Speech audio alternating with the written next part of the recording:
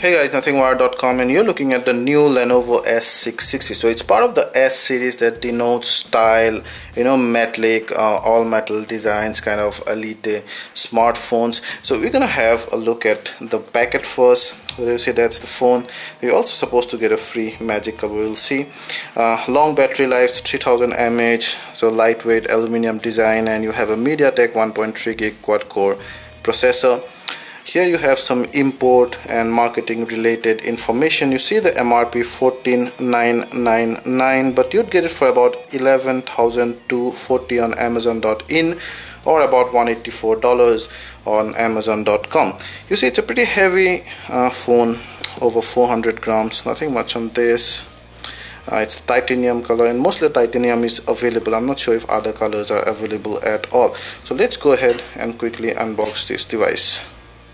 I'm gonna cut through this and then take this thing off. It's very nicely packed. It says how you open the device and can replace the battery, so you can open the back flap. Alright, so that's the magic device really. Oops. We're gonna take a look at that later, and we'll see what else are in the box. So you get the manuals and stuff here, so your quick start guide, and then some product information, and then your warranty information. You have the micro USB 2.0 USB cable, then your earphones out here. I need to show you the earphones here. So they are not exactly your premium noise cancelling types, they are only the decent general normal type microphones. Your silver plated audio jack and call control and mic, but no volume control, I suppose. You have your round pin USB wall adapter, no extra earbuds, and then your 3000 mAh battery. So that's our S660. So you can open the back flap. It looks quite fat like the S860, but then much smaller than that, only 4.7-inch screen. Looks good. And then this magic cover. So what, maybe you can place it here and then place the phone here and then watch your content maybe. True to the characteristics of the Lenovo S series, the S660 also has a true metal body, although the back flap can be open, unlike in the case of the 860, its big brother, which has a unibody design. It has about 10 mm thickness, which is again not the thinnest part in the market. You have the 4.7-inch IPS display, 540 by 960 pixels. That translates to about 234 ppi of color density, which is quite low by today's standard. But then the price point that this guy is based on, the audience that this guy is aimed at, might not mind that. It also supports multi-touch up to 5 fingers. So you have the earpiece here, you see the notification light, you also have the sensors here, and then your VGA front camera. That's another downside. VGA front camera at 13,000, 12,000 mark is quite low spec. You also have the soft keys here. There you see the menu, home, and the back button. On the left side, pretty much nothing. Below you have the micro USB 2.0 port and the hold to open the back flap.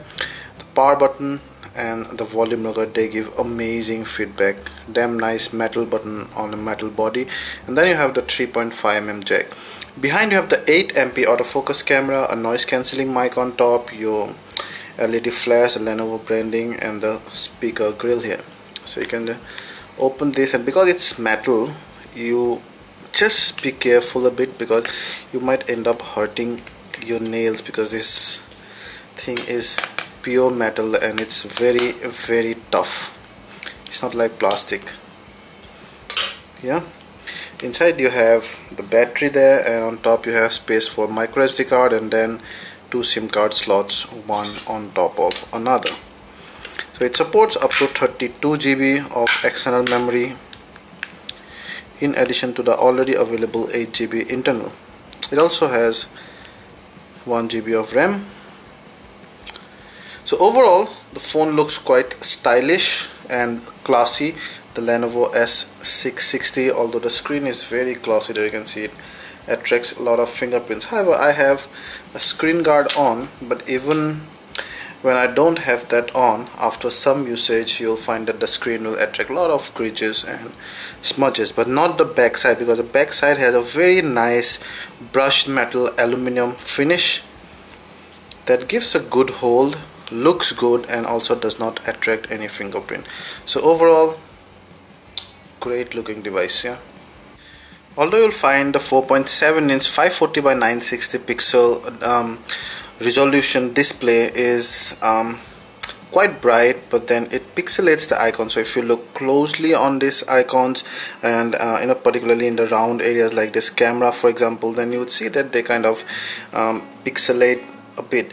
Nonetheless, it's a bright enough, not the crispest device display in the market, and in fact a sub 300 ppi density of any display nowadays is considered only average or less than average. So I'm just gonna give you a peek into how photos look here. So I'm actually looking for the gallery. Where's the gallery? There you go. So that's the gallery. So if you look at one of the photos here, let's say for example this one, you see it looks bright enough.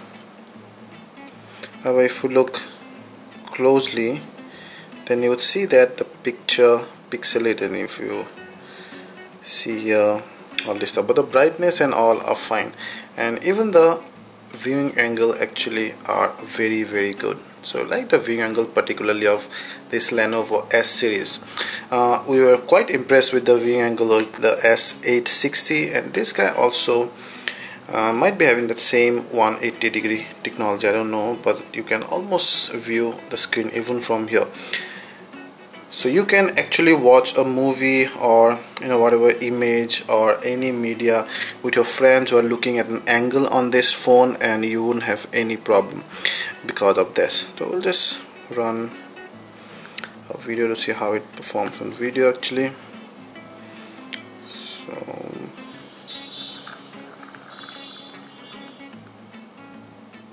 So again, videos are quite bright and no fuzziness. However, as you can see, the auto brightness kind of keeps on changing. Now I'm keeping the phone still here. There is not change in the light condition much, but then the auto brightness somehow keeps on changing, and in fact it tends to make the screen a little dimmer. That's maybe it's trying to save battery, but at times you might not like it, especially when you're watching a video. But again, you can see the viewing angle are just awesome. Cool. So overall, display is good enough of the S660. The S660 is powered by Android 4.2.2 with Lenovo's own customized UI on top. This customized UI is very heavy. So on the lock screen you can add various widgets like this. You can also open the camera from the right side. So you can straight away go there and open the camera. Now although Lenovo has this very heavy skin on top of Android 4.2.2 Jelly Bean, but the skin looks quite good and quite playful, and they're very easy on eye. However, you can see the face of the icons and everything, the animations and all are different, they are customized, but then at the core you would find a similar or the same UI of the stock Jelly Bean ROM. So we're gonna just see that. So you come to the home screen, you can add all these home screens. So you can add up to 9 home screens here. You can also tap this part simply to make that home screen your primary home screen.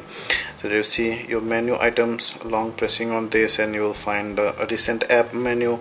Long pressing on this will take you to Google Now, and then your notification bar, all this notification and all, and then your quick function toggle bar. Yeah, you see you can also straight away go to your settings from here.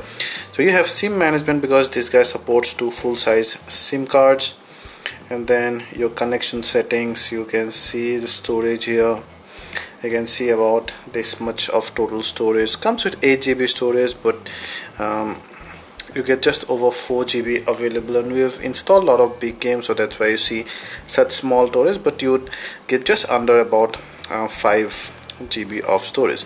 You can add this many accounts, and then you can check out that it runs on 4.2.2 Lenovo S660. So that's about the settings. The phone is quite smooth overall. We have this all the apps on the home screen here. So there is no separate app dock as such. You can see there is no menu button here. So like in the case of the iPhone, all the apps are here. So whenever you're long pressing on an app and you're deleting it, you're actually not deleting just the shortcut, you're uninstalling the whole app. See, those are the apps. So you have your Google apps, the default one, and then you have a lot of Lenovo's in-house tools like your camera, email, Secure-It is a Lenovo's own security software. So it's got like you have your network firewall and data usage and whatnot. Good. You have Sync-It to sync between to take your backup of your contact and SMSs, basically share it to for file transfer between your PC and mobile and tablets. And then you also have your gallery and voice search, video player, and you see some other icons and tools out there, some EA games, some popular third-party apps like Facebook and Skype and Twitter, Evernote and UC browser and all. These 6 are ours, and your app dock is also customizable. You can simply drag it on top of another icon to create a folder here. You can long press anywhere to add widgets. Now I'm going to check some of the important apps here. For example, we'll start with the browser, and it renders the web pages very nicely desktop grade. So we have the nationalgeographic.com open here, and you can see almost you can view the web page as you would have seen it on your desktop, and there is absolutely no lag in scrolling. Oops, yeah, you see, absolutely no lag. Even the pincing in and out, zoom are very smooth. You can also double tap to zoom in and zoom out. So you can simply go ahead and create your tabs like this. It also displays the mobile optimized web pages pretty perfectly. So we have nothingwire.com here, and you can see it also renders our websites very nicely. Same, no lag whatsoever. You can also double tap.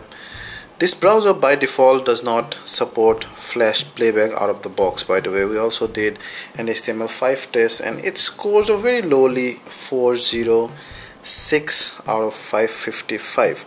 It's a usual browser, usual settings and stuff, not much to talk about. You have your dialer, which is, you can see, pretty big and very colorful icons and stuff, and then your messaging. And we're gonna go ahead and create a new message to show you the keyboard. There you see it looks identical to the stock Jelly Bean keyboard, so not much customization there. You also go here to the landscape, and it kind of becomes bigger and easier to type on. Then you have your gallery, and I've shown you the gallery before while we are testing the display, but you can see again, like the stock ROM, all your albums are arranged in stack. You can have them sorted according to location and time and stuff, and then within the album also your photos and videos are arranged in stack. You can go to any photo, you can go to edit them, so in-house editing is supported, a lot of options. You can also share them by all these means. You can also share multiple photos simply by long pressing them, but then you cannot batch edit photos, which is not, I guess it hasn't yet come to any Android phone out of the box. You have your video player, and let's check out actually how the sound output of the speaker is.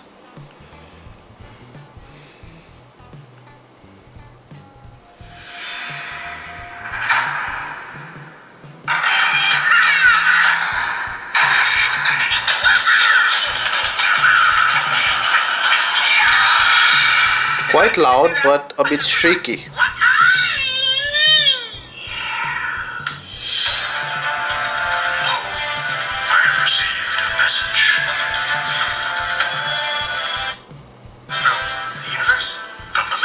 So perfect sync between video and audio.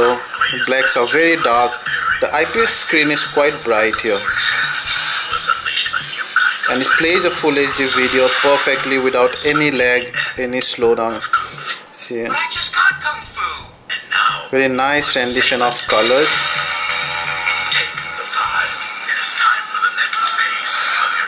But the sound output is, well, it's kind of loud, but then it's also shrieky and devoid of bass. Also, Lenovo does not have its own music player, so we'll have to resort to Google Play. So Google Play, it's a good enough music player actually. Google Play, you can also buy music, and then you can listen to music from your own device.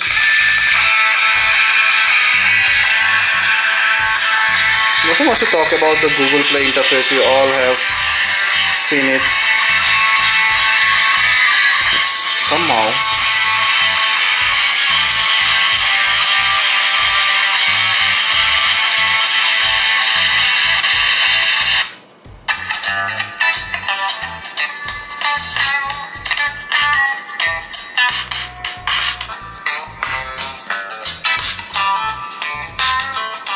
So some of the sound is obstructed because the speaker is seated on the back.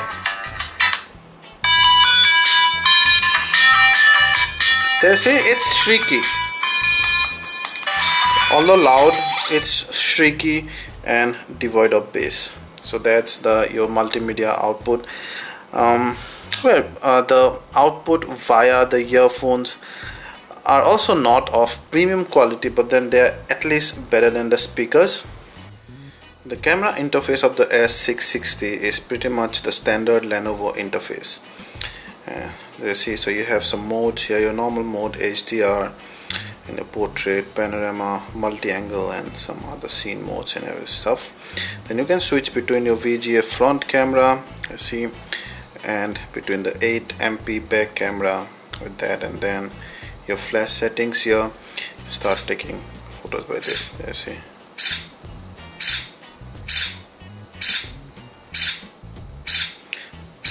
Just a tad lag, not alarming. Good. You can click picture during video recording. You can also just pause. Oops. You can just pause the video, keep it like that, and then record another incident in the same file, which is a good feature. Check out some settings. Now you have exposure and color settings, and you have your scene modes. You see a lot of those, but I hardly use those. Your white balance, storage, noise properties, anti-flicker, zero shutter, delay, and you have ISO up till 1600. Video, you have, you see, fine and high, time lapse, and your picture sizes. You see, you can go to 8MP. The aspect ratio will become 4:3. You want to go widescreen, you'll have to resort to a 6MP photos. See, so first thing, let's check out the without lag performance. It became slightly faster though, about twice faster. Good. Let's check out the continuous.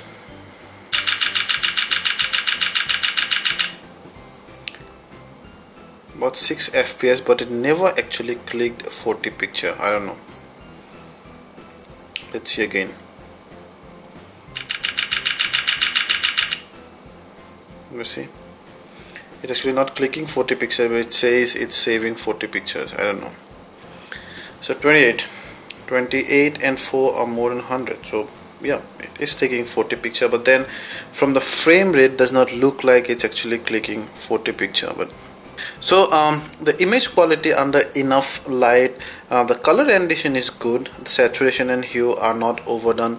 However, the photos are quite soft, both the photos and videos actually. And when you see, when you zoom it to 100%, then you would see that the details are missing. Under low light, again the photos are soft and the details are missing. That's fine, but it also shows noise because of the small sensor here. However, overall for daily usage, if you do not have other option, this 8MP camera performs quite decently. And when I say soft, I'm actually measuring it from my very stern standards. For most people that might be, you know, just quite alright. It's after all a phone camera, and at this price point I think the 8MP camera performance is quite in accordance to the price point and the value for money thing. The call quality is excellent, and so is the reception, and that's like the usual standard these days. The battery, the 3000 mAh battery lasted us about 1.75 days of moderate usage. That's quite good for this phone, and also the low resolution screen actually helps that it does not eat much of the battery, because the screen is the main culprit in eating up your battery. So that's about the UI, the interface and performance of the Lenovo S660. For the price point, this guy performs quite impressively, sans some minor areas here and there. We'll start our gameplay testing of the S660 with Fruit Ninja, and let's see how it plays. Relatively smooth. There's a slight lag because the game must be still downloading some data, which should become smooth after a while.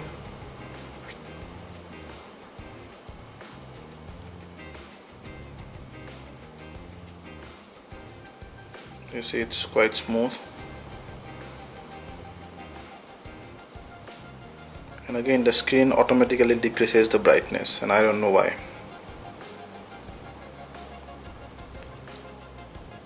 I mean,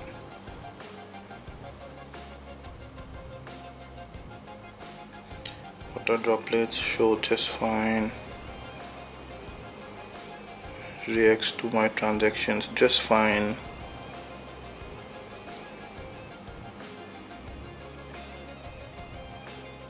Smooth. Okay.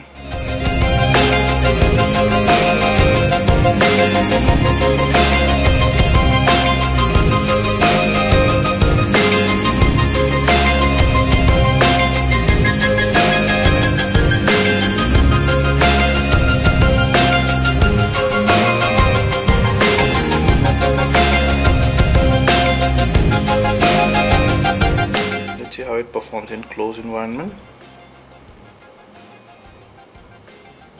Smooth enough.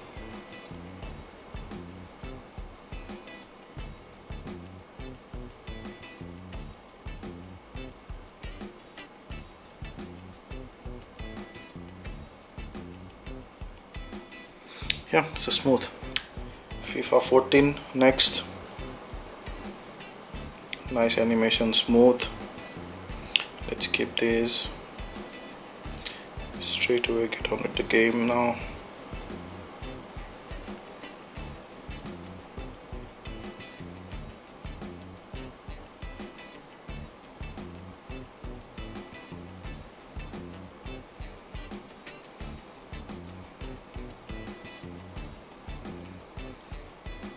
Smooth so far.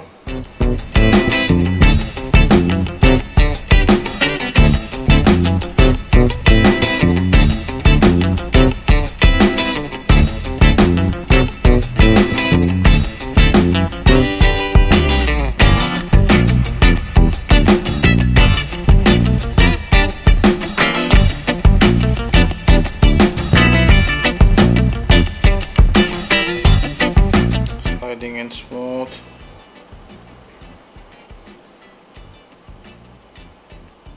Smooth.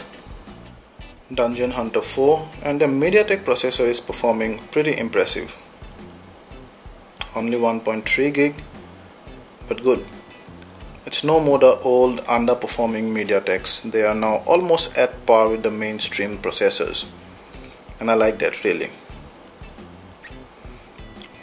And even the Mali GPU, there is a lag there, but not much. Well,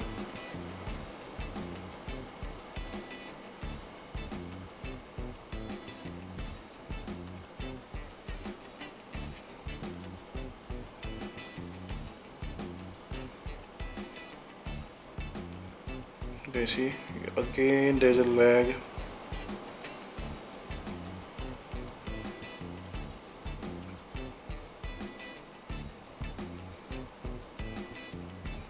There's a very occasional lag that exists in this game.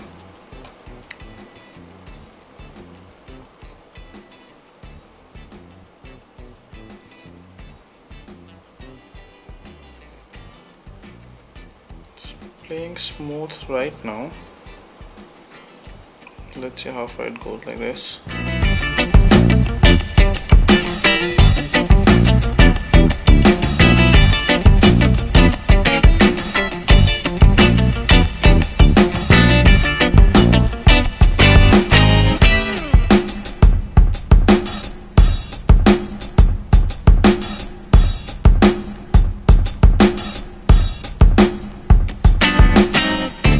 Now it's quite smooth actually. Maybe the game was downloading some data while I was playing the previous one. Yeah, no, but it's still lagging a bit, I guess.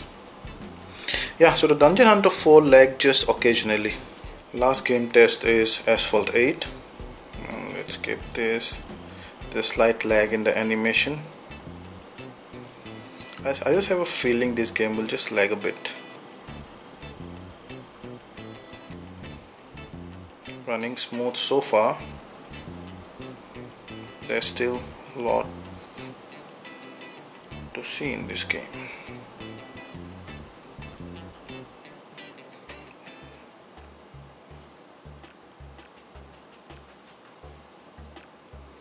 Surprisingly, it's been running quite smooth so far.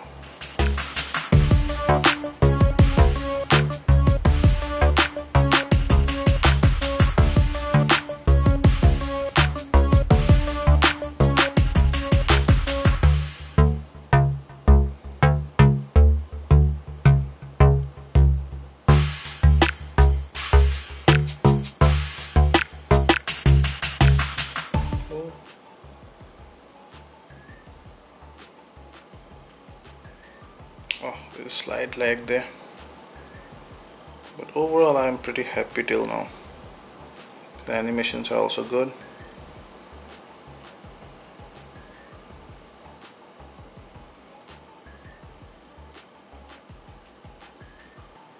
Ooh. So again, like Dungeon Hunter 4, Asphalt 8 also lagged just occasionally but not annoyingly. Now check out some of our benchmark scores.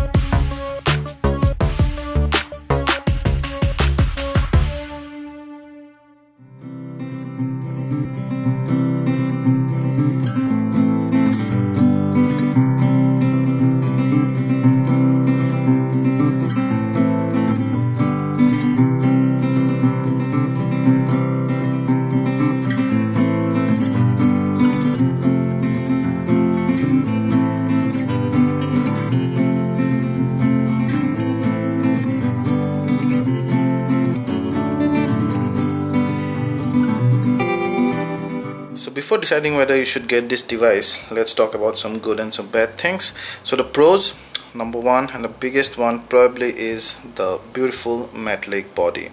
It kind of increases the weight, but then you also house a battery here, quite powerful, 3000 mAh.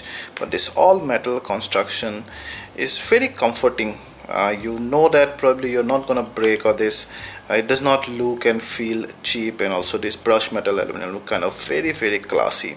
So that's one of the thing. The UI looks quite clean and easy on eye, very youthful looking UI. It lags occasionally, but then not much. Yeah. Well, apart from that, all these buttons and everything, so more like the design and in build quality, this guy gets full mark. The presentation of the UI also, this guy gets full mark. Where we can cut marks, mainly one thing is the camera performance. As I told you, the photos are quite soft. Number two is that the speaker output is not very loud. It's loud enough though, that's a minor thing, however. And then we saw that the screen auto brightness is not quite proper and optimum. One of the good things was the 3000 mAh battery that's gonna last you on moderate usage more than half a day, 1.5 a day. The screen is also quite bright. Now at this price point, its main competitor could be the Moto G, which actually started a little war in itself. You also have the Desire 310, but that's kind of out of question because of its low performance, and also the construction is not up to the mark to this one. You also have some other companies, kind of second in command phones at this price point. You have the Titanium X costing round about 15,000 mark. You also have some Lumias here and there, but as I told you, Moto G could be the main competitor here. Now this guy runs Jelly Bean, which is another I actually don't mind, but then people looking to buy a new phone, this has become one of the criteria that your phone should have the latest Android version. The Moto G has just that. The Moto G also has an 8MP camera, and that's little sharper than this one. And the performance on Moto G is also quite smooth and faster due to the stock ROM. However, the area that this guy wins hands down is the look and build quality, and metallic look, and that kind of a very sexy looking device. On a good day, it can win any war with the Moto G. So if you like this video, please hit the like button and ask anything related to the S660, and we'll try to answer. And then subscribe our channel for more such awesome content in future. Thank you.